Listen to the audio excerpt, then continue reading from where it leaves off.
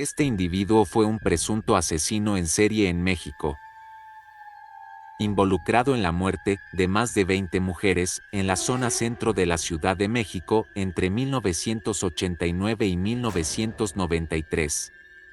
Se le conoció en los medios con apodos como Jack el Estrangulador de Mujeres y el Mata Meretrices. En abril de 1993, se descubrió el cuerpo de una trabajadora sexual en un hotel. La escena del crimen presentaba detalles perturbadores, incluyendo la aparente extracción quirúrgica del corazón de la víctima. El cuerpo fue dejado cubierto con mantas, con un pentagrama inscrito y una firma macabra.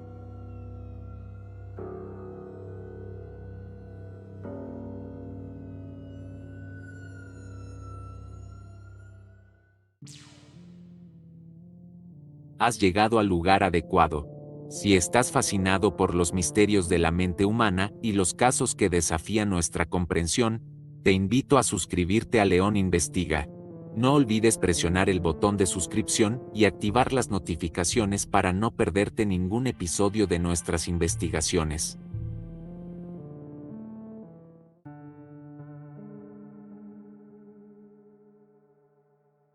Nacido en 1964, en la Ciudad de México. Este individuo interactuaba con sus víctimas en lugares públicos, mayormente apuntando a mujeres de edades comprendidas entre los 20 y 40 años, muchas de las cuales estaban involucradas en el trabajo sexual. Las llevaba a hoteles en la zona centro de la Ciudad de México. Una vez dentro de las habitaciones alquiladas, utilizaba métodos de intimidación y violencia con el propósito de ejercer control sobre las mujeres.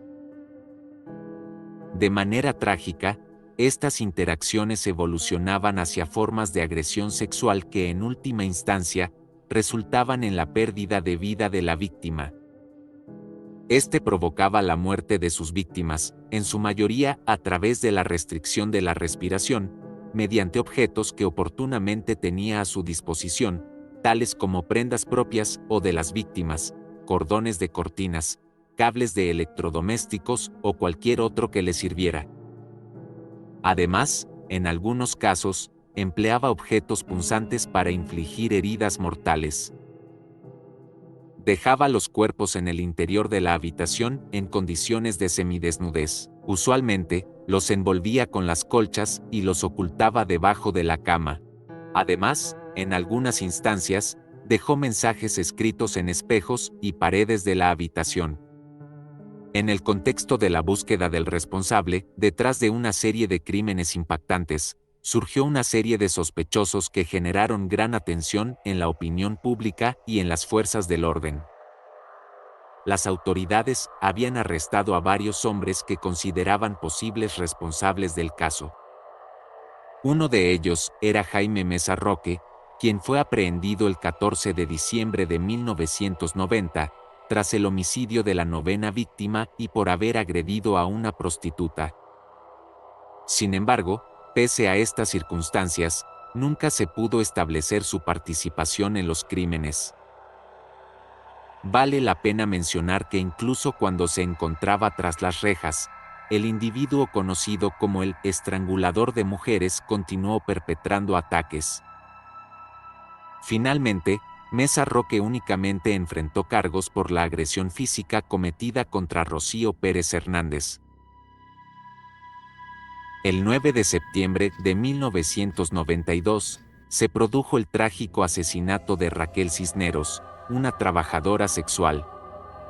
Este crimen siguió el modus operandi del conocido Mata Meretrices, ya que la mujer fue víctima de violación y estrangulación con el tirante de su bolso. Inicialmente, se sospechó que el asesino serial estaba detrás de este crimen, pero en este caso, el perpetrador actuó de manera inexperta al permitir que muchas personas lo vieran entrar al hotel con la víctima y salir solo. Este dejó huellas dactilares y muestras de ADN en toda la habitación y en el cuerpo de la víctima. Pronto quedó claro que este crimen no podía atribuirse al trabajo de Jack el Estrangulador. El 25 de septiembre, 16 días después del asesinato, las autoridades arrestaron a José Luis Ornelas Angulo, quien finalmente fue condenado por este homicidio. El 10 de octubre de 1992, se descubrió el cuerpo de Marta Martínez García, una trabajadora sexual de 25 años. Similar a lo sucedido con Ornelas, el perpetrador cometió errores que denotaban su inexperiencia.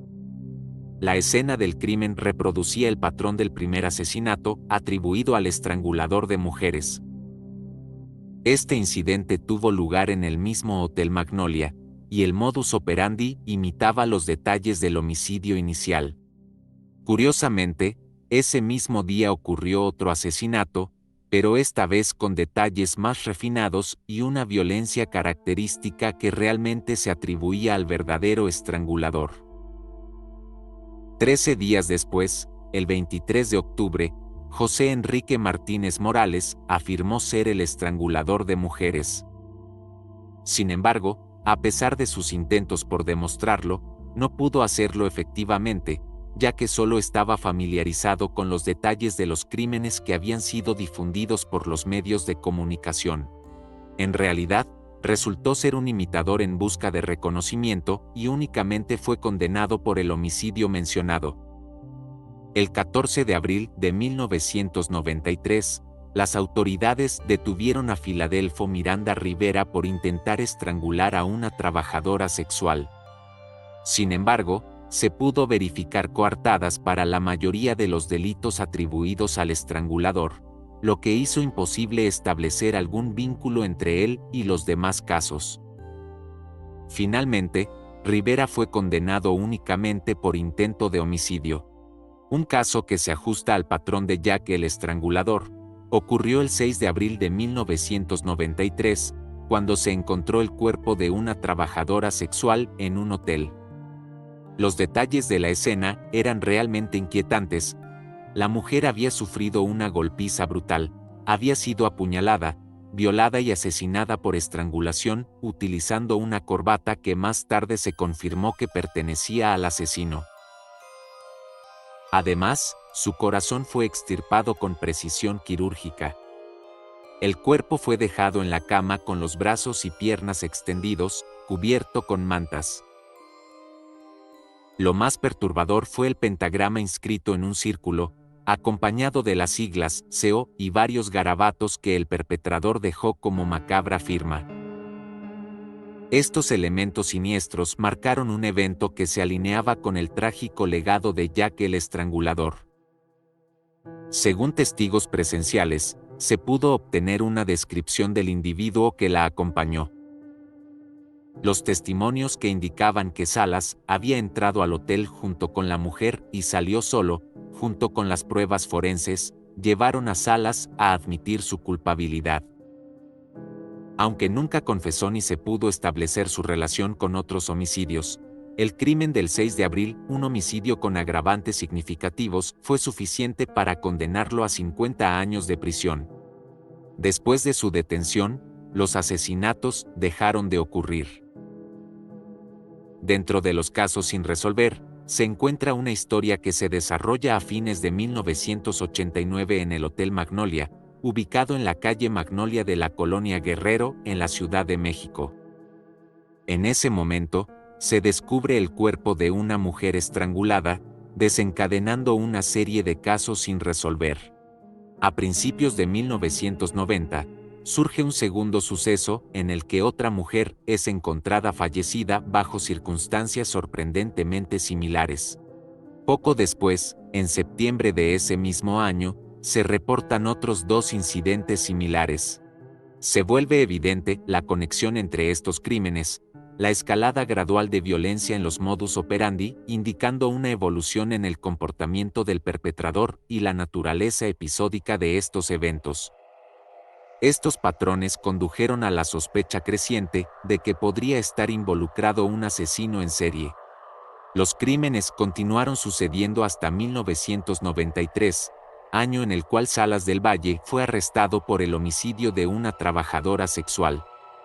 Curiosamente, después de su detención, los homicidios dejaron de ocurrir, lo que lo convirtió en el principal sospechoso de todos los casos. Sin embargo, nunca se pudo demostrar su responsabilidad en estos crímenes. De los 30 casos atribuidos a Jack el Estrangulador, un total de 27 permanecieron sin resolver y quedaron en el olvido dentro de los archivos policiales. Además, ciertos detalles llevaron a las autoridades a creer en la posibilidad de que hubiera más de un asesino en serie involucrado y o varios imitadores. En el año 1989, se registró la primera víctima en la colonia Guerrero. En 1990, se registraron 9 víctimas en hoteles de La Merced, Iztapalapa y Anáhuac. Entre estos casos, resalta el asesinato de una trabajadora sexual, cuyo cuerpo fue hallado el 1 de diciembre en Iztapalapa. Hasta este punto, los crímenes seguían una progresión ascendente en términos de violencia. Comenzaron con golpizas, violación y estrangulación, luego evolucionaron hacia apuñalamientos y mutilaciones. En el caso del 1 de diciembre, la mujer sufrió mutilaciones extremas, incluyendo la amputación de manos y pies. Tras estos 9 crímenes, uno en 1989 y 8 en 1990, cada uno más sádico que el anterior, se produjo el último asesinato del año, el 23 de diciembre. Este asesinato rompió con el patrón establecido, lo cual es inusual en un asesino en serie. El crimen se asemejaba más al primero en términos de modus operandi, en contraste con su predecesor, la víctima del 1 de diciembre, en la que solo hubo violación y estrangulación. Además, el cuerpo había sido envuelto en colchas y ocultado debajo de la cama, siguiendo la descripción que había sido divulgada en los medios de comunicación sobre los crímenes. Esto dio lugar a la posibilidad de la existencia de un imitador. En 1991, se reportaron 5 víctimas en las colonias Obrera, Moctezuma y Anáhuac. La evolución de los crímenes era variada, alternando entre casos extremadamente violentos y otros menos agresivos. Esta fluctuación sugería la presencia de múltiples asesinos no vinculados entre sí. En el inicio del año, el 5 de enero, con la primera víctima de ese año, el asesino cambió su modus operandi al escribir con lápiz labial en uno de los espejos de la habitación las siglas LMB. Este acto marcó un cambio en su patrón, ya que hasta ese momento, el asesino nunca había dejado mensajes. Este comportamiento centrado en sí mismo y el deseo de ser reconocido como asesino en serie, especialmente uno que había sido ampliamente mediático, son rasgos característicos, aunque no exclusivos de los imitadores de asesinos, conocidos como copycats. En 1992, se registraron 9 víctimas. El 2 de septiembre, con la 6ª víctima del año, el responsable volvió a dejar un mensaje. Utilizando pintalabios, escribió en un espejo de la habitación la palabra, volveré. Finalmente, en 1993, se registraron 3 víctimas, sin contar por supuesto, el homicidio que se determinó fue cometido por Salas, el cual sí se resolvió. No olvides presionar el botón de suscripción y activar las notificaciones para no perderte ningún episodio de nuestras investigaciones.